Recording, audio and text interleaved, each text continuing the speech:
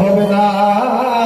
তোমরা ভয় করো সেইভাবে ভয় করো যেমন ভাবে আল্লাহকে ভয় করা দরকার। ওয়ালা তামুতুন্না ইল্লা ওয়া আনতুম মুসলিমুন। আর তুমি মুসলিম না হয়ে তুমি মৃত্যুবরণ করিও না।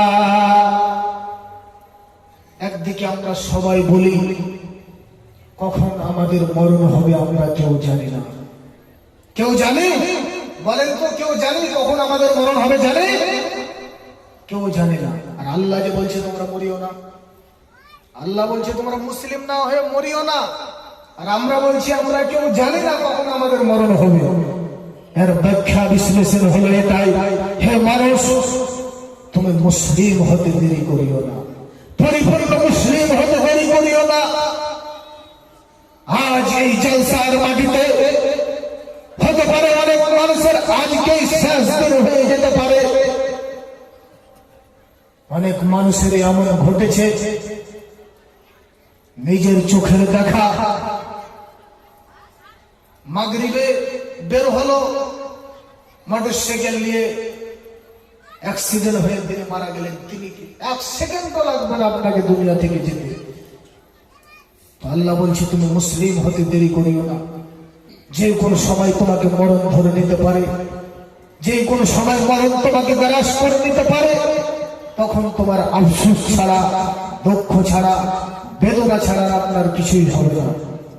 তো বলতেছিলাম সেই মালদ্বীপে সেই হাফেজে কোরআন 12 বছরের একজন মেয়ের জীবন বাঁচিয়ে দিল নিজের জীবন দিয়ে, কিন্তু আল্লাহ আলামিন কোরআনের কারণে তাকে বাঁচিয়ে দিলেন মারাত্মক বিপদ থেকে।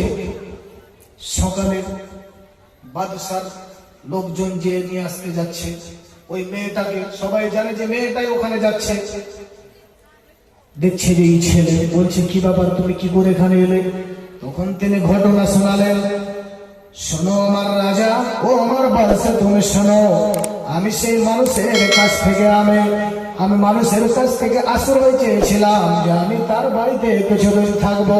একদিন হঠাৎ করে দেখছি যে তার মেয়েটা খুব কান্দা কাটা করছে। আমি বললাম ও আমার বাবা তুমি এইভাবে কাঁদছো কেন? তিনি বলছে আমার মেয়েকে কালকে মরে যেতে হবে। বাদশার আইন, বাদশার নিয়ম, এই নিয়ম তো মানতে হবে। একমাত্র মেয়ে, আমি বাবা হয়ে মেয়ের মৃত্যু আমি কিভাবে দেখবো? তখন আমি তার মেয়েকে বাঁচানোর জন্য আমি নিজে তার জন্য আমি এখানে জীবন দিতে এসেছিলাম। কিন্তু দেখলাম কোরআনের বদলাতে যখন দেখলাম যে সেই ভূত আমার দিকে আক্রমণ করছে, তখন আমি কোরআন তেলাওয়াত করতে লাগলাম।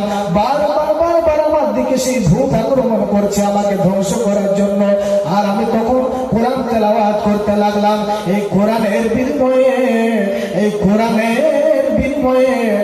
কোরআনের বরকতে, এই কোরআনের মর্যাদাতে আজ আমি নিজেও বেঁচে গেলাম আর সে মেয়েকেও বাঁচিয়ে দিলাম। যদি বলেন সুবহানাল্লাহ। নিজেও বাঁচলাম এবং তাকেও বাঁচিয়ে দিলাম। সব বাদশা মালদ্বীপের যত লোক ছিল সবাই হিন্দু ছিল। এই ঘটনা শুনে তারা সবাই মুসলমান হলো। সুবহানাল্লাহ বলবেন না?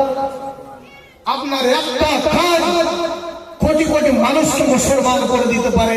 আপনার একটা ইমানের পারে হাজার হাজার মানুষ মুসলমান হয়ে যেতে পারে। হে মানুষ, আপনার চরিত্র এমন হওয়া উচিত, আপনাকে দেখে যাতে করে মানুষ মুগ্ধ হয়, আপনাকে দেখে যাতে করে মানুষ মুগ্ধ হয়ে ইসলাম গ্রহণ করে। একজন মেয়ে, কালো মেয়ে আর একজন সাদা মেয়ে। সাদা মেয়ে কলসি নিয়ে যাচ্ছিল আর কালো মেয়ে কলসি নিয়ে যাচ্ছিল। তো কালো মেয়ের কলসির ধাক্কা সাদা মেয়ের কলসিটা ভেঙে গেছে। তো সাদা মেয়ে বলছে ওরে কালি, কলসি কেন ভাঙলি?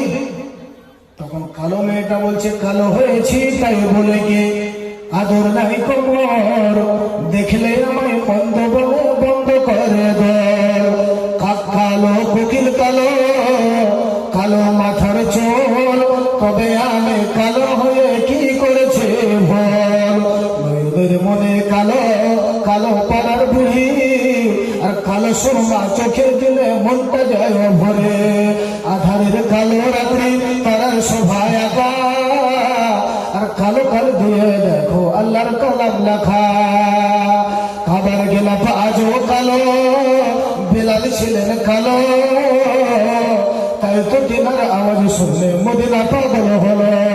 কাবার গিলাফ আজও কালো, বেলাল ছিলেন কালো, তাই তো তিনার আওয়াজ শুনে মদিনা পাগল হলো। দুদিন পরে যেতে হবে কালো ঘরের বাড়ি, তবে কেন কালোর উপর মনটা করো ভারে। কালো হয়েছে তাই বলে কি আদর নাই তোমার, দেখলে আমায় মন্দ বলে বন্ধ করে দল। কালো চোখের কালো, কালো মাথার চোল, তবে আমি কালো হয়ে কি করেছি ভুল। বলতেছিলাম আল্লাহর রাব্বুল আলামিন কেন আগে মৃত্যুকে সৃষ্টি করেছেন, তারপরে জীবনকে, আগে মরণ তারপরে জীবন কেন? আল্লাহ বলছেন আল্লাযী খালাকাল মাউতা ওয়াল হায়াতা লিয়াবলুয়াকুম আইয়ুকুম আহসানু আমালা। তিনি মরণকে সৃষ্টি করেছেন এবং জীবনকে সৃষ্টি করেছেন। কেন করেছেন? যাতে করে তোমরা তোমাদের মধ্যে কে ভালো করবে ভালো, তোমাদের মধ্যে কে ভালো কর্ম করতে পারে, এটা যাতে করে আল্লাহ রাব্বুল আলামিন দেখে নিতে পারে। এই জন্য আল্লাহ রাব্বুল আলামিন মানুষকে, মানুষের জীবন এবং মরণ সৃষ্টি করেছে ভালো এবং মন্দ পরীক্ষার জন্য। আমরা কি কেউ ভাবি দুনিয়া পরীক্ষার জায়গা? কেউ মনে করি না। সবাই মনে করে কি